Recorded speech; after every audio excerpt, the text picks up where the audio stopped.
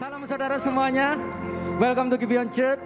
Hari ini kita akan membaca katekismus sebelum kita menyembah Tuhan lebih dalam lagi. Mungkin Anda baru pertama kali hadir atau beberapa minggu ini hadir, mungkin Anda ada pertanyaan, kenapa setiap minggu kita membaca katekismus reformasi? Saudara, ada 3 alasan kenapa kita melakukan ini. Yang pertama adalah supaya kita memiliki fondasi atau doktrin yang benar di dalam Tuhan. Kemudian yang kedua adalah kenapa kita membaca katekismus reformasi. Kita tahu di dunia ini banyak sekali pengajaran-pengajaran yang tidak sesuai dengan kebenaran firman Tuhan. Banyak sekali penafsiran-penafsiran yang tidak sesuai dengan kebenaran firman Tuhan. Dengan pembacaan katekismus kita jadi tahu bahwa segala sesuatu yang tidak sesuai dengan firman Tuhan itu bukan dari Tuhan. Dan sehingga kita bisa menfilternya, sehingga kita bisa tahu apakah ini sesuai dengan firman Tuhan atau tidak. Kemudian yang ketiga adalah ini bentuk dari penggembalaan di gereja ini. Jadi supaya saudara memiliki pengajaran yang benar dalam Tuhan dan iman saudara bertumbuh saat saudara mendengar Injil tentang Yesus Kristus. Baik, hari ini kita akan membaca katekismus minggu yang ketiga. Jadi seperti biasa saya akan bacakan pertanyaannya, nanti saudara semuanya akan baca jawabannya dan kita akan membaca ayatnya bersama-sama. Pertanyaannya adalah, ada berapa pribadi dalam satu Allah, saudara? Ada 3 pribadi dalam satu Allah yang benar dan hidup. Anak dan Roh Kudus, ketiganya sama dalam hakikatnya dan setara dalam kuasa dan kemuliaan. Kita baca 2 Korintus pasal 13 ayat 13. Kasih karunia Tuhan Yesus Kristus dan kasih Allah dan persekutuan Roh Kudus menyertai kamu sekalian. Silakan duduk saudara. Saudara, saat kita bicara tentang Allah Tritunggal, banyak orang menyalahartikan. Banyak orang menuduh bahwa apakah Tuhan orang Kristen itu 3? Atau apakah orang Kristen itu menyembah 3 Allah? Saudara, saya mau mengatakan bahwa kekristenan itu tidak menyembah 3 Allah. Kekristenan percaya bahwa hanya ada satu Allah yang esa, monoteisme. Jadi kita percaya bahwa Allah itu hanya satu. Tetapi di dalam satu Allah yang esa itu Allah menyatakan dirinya. Allah hadir di dalam 3 pribadi, yaitu Bapa, Putra, dan Roh Kudus.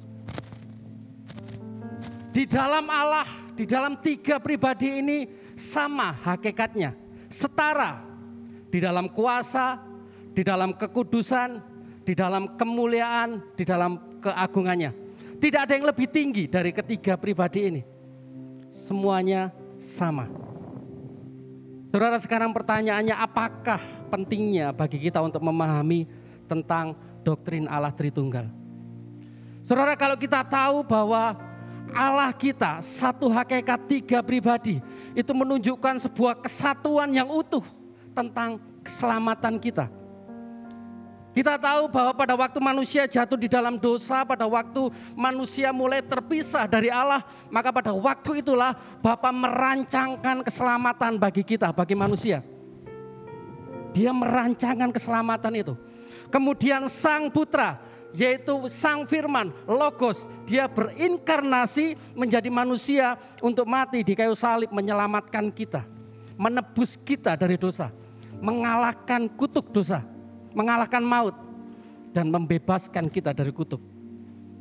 Kemudian hari ini, pada waktu kita percaya kepada Yesus, pada waktu kita lahir baru, Roh Kudus tinggal di dalam hidup kita. Roh Kudus selalu mengingatkan pengorbanan Yesus. Roh Kudus selalu mengingatkan betapa Allah mengasihi kita. Dan Roh Kudus memeteraikan kita, memastikan bahwa keselamatan yang dibuat oleh Allah tidak pernah gagal atau hilang di dalam hidup kita.